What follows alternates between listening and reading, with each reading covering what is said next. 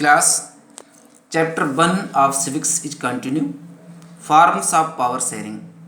ये 5th video इस chapter की है कि what are the forms of power sharing.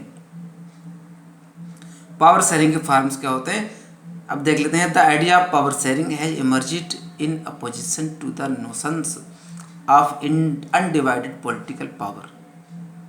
तो उन विचारों से पावर शेयरिंग का आइडिया इमर्जिड हुआ है, उन विचारों से विपरीत होता है जो अनडिवाइडेड पॉलिटिकल पावर्स होती हैं। ठीक है, आगे हम देख लेते हैं यहाँ पर जो कौन कौन से मेन रीजन्स हैं पावर शेयरिंग के, मेन फॉर्म्स क्या हैं इन मॉडर्न डेमोक्रेसी पॉइंट पाए जाते हैं। देखिए इस पर आपको आप सेल्फ पढ़ेंगे तो यह मेन पॉइंट को समझा रहा हूँ मैं आपको। देखिए in modern democracy power sharing arrangements can take many forms. तो मॉडर्न डेमोक्रेसीज में पावर शेयरिंग की कई फॉर्म्स हो सकती हैं। Let's look at some of the most common arrangements. कुछ सबसे ज़्यादा कॉमन अरेंजमेंट को हम देखें दैट वी हैव और विल कम अक्रॉस, जहाँ तक हम पहुँच सकते हैं। Number 1, power is shared among different organs of government. Power government के अलग अलग ऑर्गन्स में शेयर की जाती है। चैप्टर के स्टार्टिंग में मैंने बताया था कि हॉरिजॉन्टल डिस्ट्रीब्यूशन ऑफ पावर क्या है, गवर्नमेंट के अलग अलग ऑर्गन्स में पावर को शेयर करना, such as the legislature, executive and judiciary. ये 3 बहुत बड़े ऑर्गन्स हैं गवर्नमेंट के। ठीक है, इनके बीच पावर शेयर होती है। Let's call this horizontal distribution of power because इसे हॉरिजॉन्टल को कहते हैं। It allow us different organs of government placed at the same level. तो इसमें गवर्नमेंट के जो ऑर्गन्स हैं वो सेम लेवल पर रखे जाते हैं टू एक्सरसाइज डिफरेंट पावर्स, जो अलग अलग पावर्स का एक्सरसाइज करें। सच अ सेपरेशन इंश्योर्स दैट, ऐसा सेपरेशन इस बात को इंश्योर करता है none of the organs can exercise unlimited power. तो इनमें से कोई भी ऑर्गन, ऊपर के 3 ऑर्गन हैं, कोई भी ऑर्गन गवर्नमेंट का अनलिमिटेड पावर को यूज नहीं कर सकता। Such a separation ensures that. ठीक है, अब देखते हैं this now each organ checks the others. हर एक ऑर्गन दूसरे को चेक करता है। This results in a balance of power among various institutions. तो अलग अलग संस्थाओं के लिए इसका रिजल्ट क्या आता है कि पावर का एक बैलेंस बन जाता है। Last year we studied that in democracy even though ministers and government officials exercise power they are responsible to parliament state assemblies. तो क्या है, मिनिस्टर्स और गवर्नमेंट रिप्रेजेंटेटिव्स क्या हैं, पार्लियामेंट के लिए, स्टेट असेंबलीज के लिए वो रिस्पॉन्सिबल होते हैं। सिमिलरली आल्सो जजेस are appointed by the executive. अब सिमिलरली क्या है, जजेस को एग्जीक्यूटिव के द्वारा अपॉइंट किया जाता है। They can check the functioning of executive और laws made by the legislature. तो एग्जीक्यूटिव के काम और लेजिस्लेचर या पार्लियामेंट द्वारा बनाए गए कानून को चेक कर सकते हैं।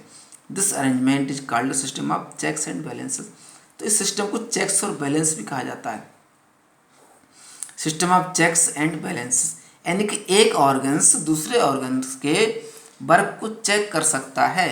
लेजिस्लेचर, एग्जीक्यूटिव और जुडिशरी एक दूसरे के पूरक हैं वो, और कोई भी छोटा या बड़ा नहीं है, इसीलिए इसको हॉरिजॉन्टल डिस्ट्रीब्यूशन ऑफ पावर कहा जाता है। ठीक है, सेकंड पॉइंट पे हम आते हैं। Power can be shared among governments at different levels. तो गवर्नमेंट में डिफरेंट लेवल्स पर, अलग अलग लेवल्स पर पावर शेयर की जा सकती है। अ general government for the entire country and government at the provincial और रीजनल लेवल।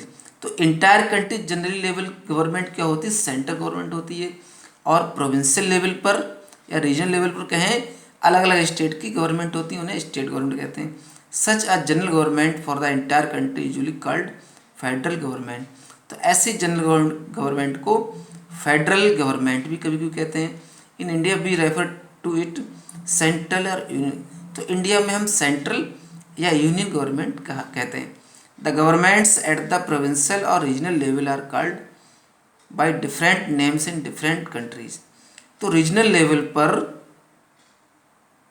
प्रोविंशियल या रीजनल लेवल पर अलग अलग कंट्रीज में गवर्नमेंट को अलग अलग नाम से पुकारते हैं। इन इंडिया, इंडिया में क्या है, we call it the, India में we call them state governments, इन्हें हम स्टेट गवर्नमेंट्स कहते हैं। तो this system is not followed in all countries. तो ये सिस्टम सभी कंट्रीज में फॉलो नहीं होता। There are many countries where there are no provincial और स्टेट गवर्नमेंट्स। तो कुछ बहुत से कंट्रीज जहाँ स्टेट गवर्नमेंट नहीं है, but in those countries like ours, लेकिन कुछ कंट्री जैसे हमारे कंट्री है where there are different levels of government, जहाँ गवर्नमेंट के बहुत से लेवल्स हैं। The constitution clearly lays down the powers of different levels of government.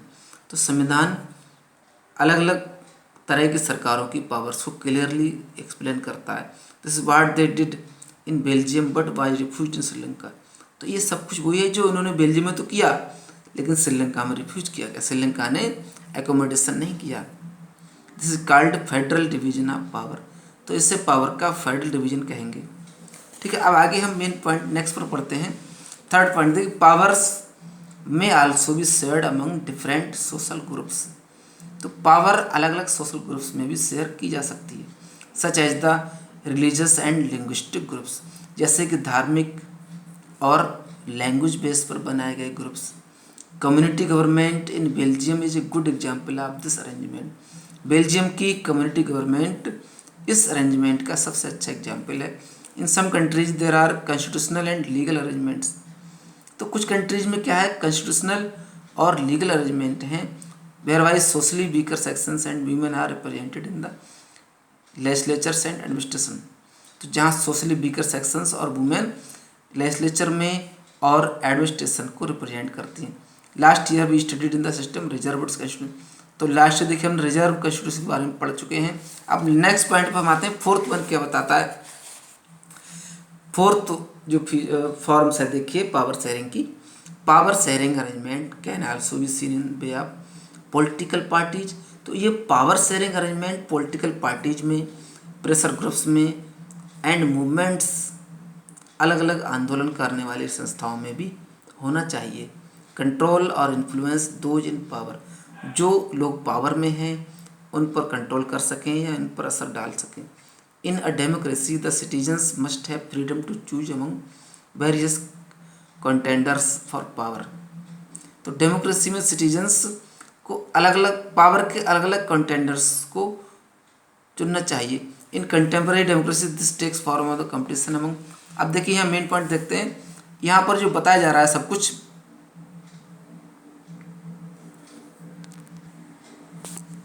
कि मेन बात यहाँ पर यहीं तक लिमिटेड थी कि पॉलिटिकल पार्टीज, प्रेशर ग्रुप्स और मूवमेंट में पावर शेयरिंग हो, क्योंकि ऐसा होता है डिस्ट्रिक्ट लेवल पर पार्टी अध्यक्ष होते हैं, तहसील लेवल पर होते हैं, और अलग अलग लोकल एरियाज़ में, विलेजेस में, टाउन्स में भी पार्टी मेंबर्स होते हैं और पावर शेयर्ड होती है अलग अलग ग्रुप्स में।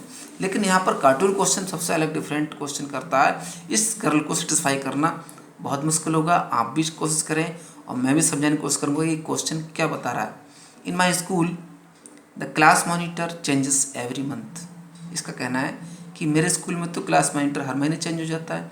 Is that what you call a power sharing arrangement. ये सब क्या है कि हमें से कैसे माने कि पावर शेयरिंग अरेंजमेंट है। मॉनिटर बार बार चेंज हो जाता है तो पावर शेयरिंग के सबको एक एक दी जाती है या एक साथ सबको पावर दी जाए, ये तो समझ में नहीं आता। तो ये सेटिस्फाई करना बहुत मुश्किल होता है। लेकिन गवर्नमेंट, सेंट्रल गवर्नमेंट ने, स्टेट ने देखिए कि अलग अलग लेवल से पावर डिस्ट्रीब्यूट की, ऑर्गन्स में डिस्ट्रीब्यूट की, देन लेवल गवर्नमेंट के अलग अलग लेवल से पावर डिस्ट्रीब्यूट की गई है। तो क्लास मॉनिटर हर महीने चेंज हो रहा है तो पावर डिस्ट्रीब्यूशन कैसे माना जाएगा।